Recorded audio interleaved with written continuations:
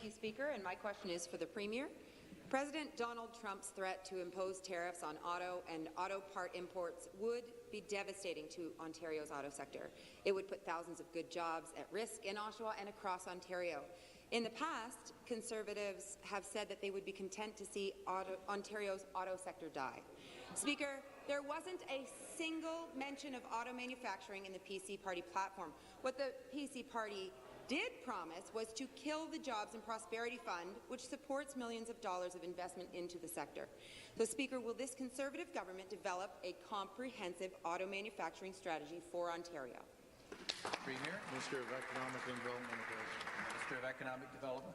Well, thank you, Mr. Speaker, and thank you, the honourable member, for the question. I know the NDP have asked this of the former government on many occasions, so I have directed the department to begin work on a comprehensive auto strategy.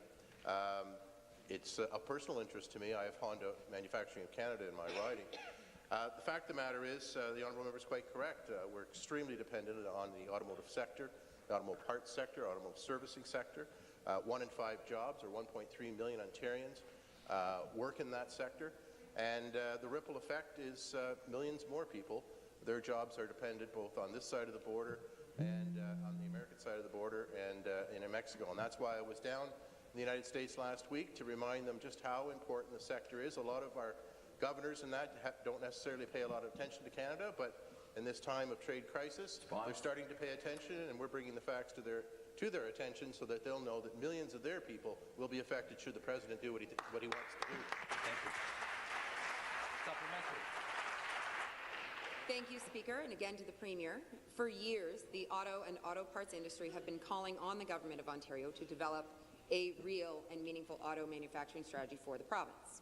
But to this day, Ontario has no strategic plan for an industry that accounts for 1/5 or 20% of our GDP. So this is beyond irresponsible and does put the entire Ontario economy at risk. Speaker, we cannot predict what President Trump will do, but we can prepare for any outcome.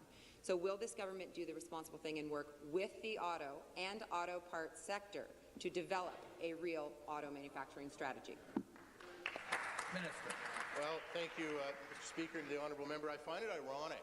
In the 28 years I've served here, it seemed to me the NDP were against economic development. You want $2 a litre gas, you want higher hydro rates, cap and trade. You were doing everything you possibly could as a party to kill the auto sector in this province.